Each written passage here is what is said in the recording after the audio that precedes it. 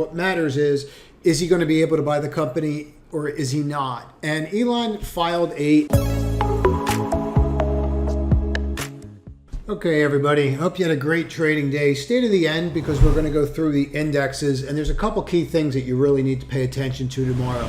It's going to be a really very specific day that you're going to have to watch tomorrow. But a lot of people like the series I did yesterday on Tesla and how I just gave out key levels and how to trade it. So we're going to do something very similar with Snap that came out with earnings tonight. So let's just review what's going on right now. This is where Snap has landed, okay? And this at the close before the data came out. And once again, we gap filled here. So it's always important to mark off where these gaps are. Sometimes they can give you support and resistance lines. Actually, usually they can give you support and resistance lines. Why is that? Because there's no trading in between here. So you can see pretty clearly how even this 3410 line, right? That's right there. That's right where we just put this. So you're getting, I mean, hopefully you're understanding that, right? That's right there. And you can kind of see how it comes across and how that becomes a demarcation line as well, right? So you're sitting right there now. Earnings come out. And this is what you're dealing with. You're at 3160, 3150. At the time of recording this, the conference call was not on yet. The conference call usually is what moves the stock and what moved it last time. And we can see the key levels here. What I would do is I would just point out that when the earnings were announced, that was our level. And we're above it, and you can kind of see some other areas that you're at. But I would say this 3420 is going to be very specific. You had revenue that were 1.06 billion versus 1.07 billion as an estimate. You saw revenue increase for second quarter by 25% versus 28%. They're adjusting EBITDA from 0 to 50 million, and the estimate was for 145. So this is not a great quarter across the board. What was good was the daily active users, 84 million versus 9.1% year over year. The estimate was right there. So people are going to like that number. They're going to like the 150 million year over year at 35% growth. So there's some things here to like. Overall, I think you could trade up on this. And I think a lot of it's going to be what the conference call does. So you're going to really have to pay attention to how we act during the conference call. But if I just did a simple 2-minute chart, you can see came down, but you can see here how you're just setting back up to go. So just watch this after hours. If you get over this wick after hours, it might continue to push higher. But you can see your key levels. Now, if you just focus on this for later, just watch this 3410 level, see if you flip that tomorrow, and also for a support level and see if it bounces around there, 2940, and then you have this 4197 level that we got to last time. If you take a look at what's going on, right? This is the last time we came up with earnings, traded up, and you'll remember this trade where we had an issue with the 50-day. That's clearing all this off and just put the 50-day in so that you just focus on that for a moment. Sometimes it's easier if we just take everything off the screen and just focus on one thing. And you can see that level here. So it's very possible that that, again, might be its nemesis tomorrow. So keep that in mind. You have some others coming out with earnings, and we're going to talk about the one that looks like it is going to get bought out. But you see what's going on right here? This is coming out with earnings tomorrow. Now, Newell came out with earnings, and they did exceptional.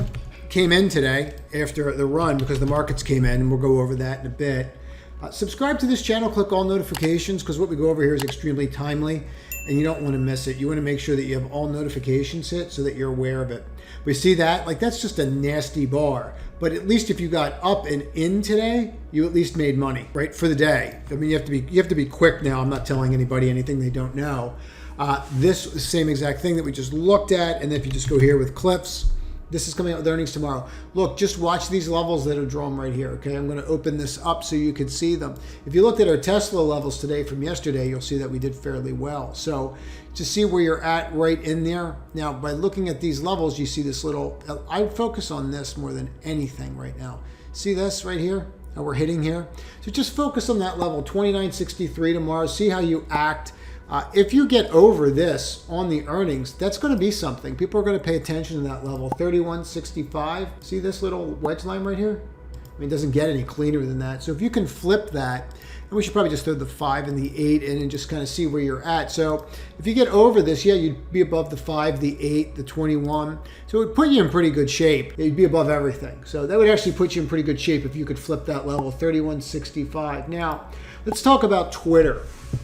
And let's get rid of all these lines for a moment because they really don't matter, right? What matters is he going to be able to buy the company or is he not? And Elon filed a amended 13D today. Now, what does that do? Well, that tells you very clearly that he is showing that he has the financing to do this. What I personally think he's going to wind up doing, if the board comes out and formally declines this after he amends it and shows that he can pay for it, which is what was done today and why the stock is trading up and why the stock is trading up after hours as well. Why is that important? It's important because if he can show that he can pay for it and the stock's at $54 and they decline it, they may be responsible for a breach. Now, if they're responsible for a breach, it becomes an issue. They do not want to be responsible for a breach of fiduciary responsibility. And people are saying, well, that's not true. It's very well true. And the way the law is written is it's not just that the company that appointed them is liable, the person is specifically liable. So they changed the board and the governance of boards back in the day, but probably about 20 years ago. So they're on the hook. So I think that this goes. Now you have that level here. All you want to do tomorrow and into the weekend, which is where this may get hammered out into the weekend, that's why I'm going over that. Watch this 48 level. If you can flip 48, and I'm just going to show you this, okay, that's where you are today. If you can flip 48, I think you're going to push into the low 50s. I think this could happen over the weekend. So something to think about. It's going to give us the opportunity to get to where we need to. Now, some people want to play options. I would argue that I wouldn't be playing options with it. Calls you can, but the premium's too much. I would be buying stock and just simply marrying a put to the stock. Because if it doesn't get done, it's going to go into the mid 30s. And you want the protection. But the calls, they're a little expensive. So it's a little harder. So I own stock and that's how I'm trading it. Now, I want to talk about this and we're going to tie this into the indexes and what happened today because it's really important to get this. So this is one we played with. We made like $3 here on it, blew it out when it reversed. And that's what you have to do with this. You have to take what you can get and get out. But this is setting up again after today and you can see this move. I don't like buying these when they're, when the Nasdaq's down 2%. That said, we need to get through what happened today and the levels that were broken there. But if you flip this tomorrow, if you flip this 56.67, you could get up here really quickly, like by the end of the day, quickly. So this is setting up for a monster meltdown, and I'll just show you this. All the stocks that are actually in it. So all the stocks that are actually in it are rolling. The 21 and the 50 are setting up to point down. This looks like it's going to break. There's no support here until you get to that level. There's really no other way to say it. So what we want to see is we want to see it get to that level and see if it can hold. But that $2 could get this up about $4. Something to think about tomorrow, depending upon how we act. Now, usually when we have these sell-offs, we bounce. I don't know that that's what's going to happen here going into the weekend. It's very interesting. So you have a lot of geopolitical things going on, and we saw energy sell off, and I really don't think that it should have done what it did, but it doesn't matter what I think, right? Price pays, everything else is conversation. But you see this level right here? So here's where you're at, and we broke. Why am I showing you NVIDIA? Because NVIDIA is a short, okay? So we can look at anything we want. This is a bear flag. We can talk about anything we want. We can talk about the chips. We can talk about anything. But that is a bear flag, no matter how you want to shape it. We broke the bear flag. That's it. The conversation's over. Here's your level and here's your break. So if you break this tomorrow, most people will say, don't short the breakdowns. I get that because this can happen. If you gap down like this, yes, I get it. I'm not saying tomorrow is an optimal spot, but I'm saying that it could very well accelerate. Now, if it does, it's something you want to be involved with. So you'd use 200. You could do puts, but go out a couple weeks if you're going to use puts. Go out to May.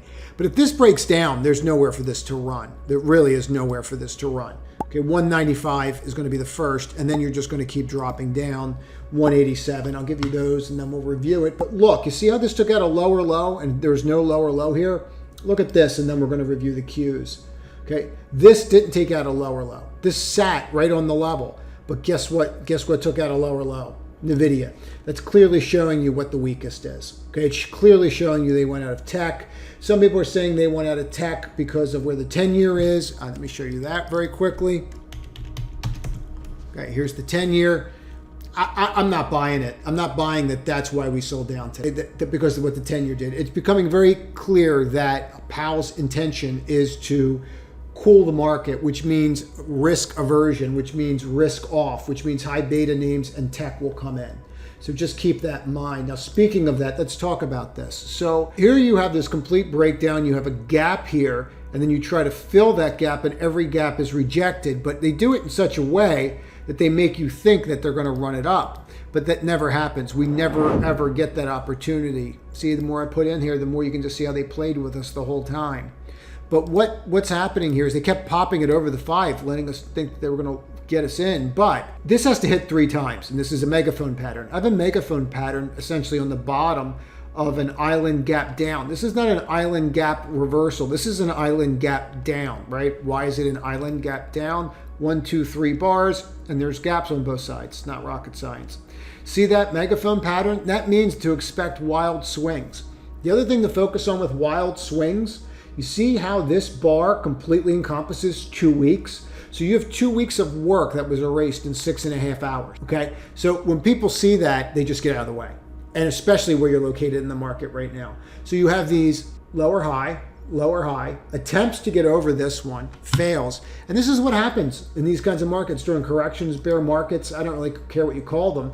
But when this starts to happen, you just need to get out of the way and let it happen. And one way to profit from this tomorrow is SARC. We can just go through this very quickly. You can look at this. Okay, this is breaking out. Okay, if this was a stock, you'd be all over it. But for some reason, you don't want to look at it because it is this. But I mean, if that was a stock, you'd be foaming at the mouth. It just encompassed all these days. So you could use this tomorrow if you don't want to use SARC. I don't like buying things that are up this much during the day, but maybe after it develops and the day progresses, then maybe I could look at it.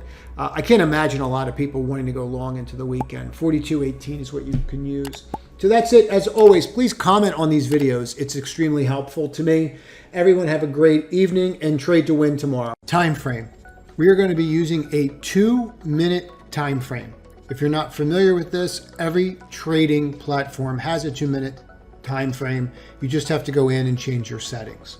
We are going to use a 2-minute time frame because based upon the movement of algorithms and high frequency traders, the 1 minute has entirely too much noise now.